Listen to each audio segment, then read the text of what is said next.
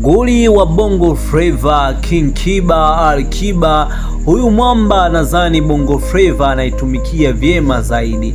Kuna madini ambayo anayatoa, mashabiki zake wanapata madini ya kutosha sana kutoka kwa Alikiba, na hivi karibuni baada ya kupita tu siku moja ameweza kupata shavu kutoka kwa kijana wake ambaye ni Vanilla. Ameweza kupata shavu na akaweza kufanya poa zaidi, na imani katika ngoma ambayo ameweza kufanya na Vanilla ambayo inaitwa Tamu Chungu. Ukisikiliza vesi ya Alikiba ni mtu ambaye amenyosha, lakini pia tumeona skendo ambazo zinazoendelea kuhusiana na Alikiba kwamba ana ngoma ya pamoja na Mbosso, kwamba Mbosso kaweza kumvuta karibu King Kiba au Alikiba ndo kaweza kumvuta karibu Mbosso Kani ambaye ni mtaalamu kabisa.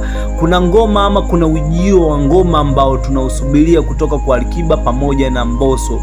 Bado hatujajua kwamba ni nani ambaye ameweza kupewa shavu kati ya wasanii hao wawili ambao wanaitumikia Bongo Flava vyema zaidi. Sasa niko hapa kwa ajili ya kukujuza kwamba kuna skendo ambazo zinaendelea katika upande wa dada yetu ambaye anafahamika kwa jina la Jacqueline Wolper. Huyu mwanadada ni mwigizaji, nadhani game la Bongo Movie naye analitumikia vyema zaidi pale anapokuwa anapata nafasi. Hata kazi zake za kipindi cha nyuma hapo nadhani zinajieleza zaidi kwamba alikuwa anafanya kitu gani.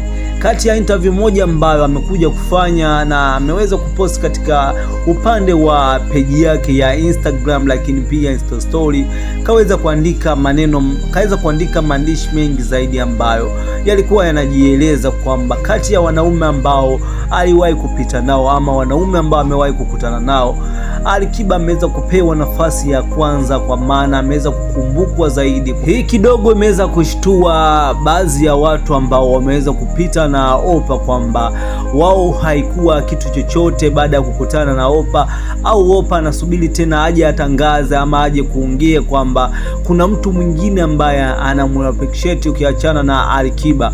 Ikumbuke kwamba Jacqueline Wolper alishawahi kuwa na mahusiano na Harmonize, lakini pia Rich Mitindo pia wameweza kuzaa naye mpaka watoto, lakini upande wa Rich Mitindo pamoja na Wolper nadhani wameshindwa kudumu kwa pamoja. Kumekuwa na migogoro ambayo isiokuwa na maana, lakini pia mashabiki walikuwa wanaombea sana kwamba kapu yao iliweza kupendeza, na mpaka sasa hivi Wolper akaweza kushtua kutokana kwamba mtu ambaye ameweza kumpa respect baadhi ya watu hawajapendezwa. Nimekuja kuona mashabiki wakidai kwamba akaweza kuwadharau watu wengine ambao aliweza kutoka nao hapo before, akitajwa sana Harmonize. Watu wamemtagi sana kwamba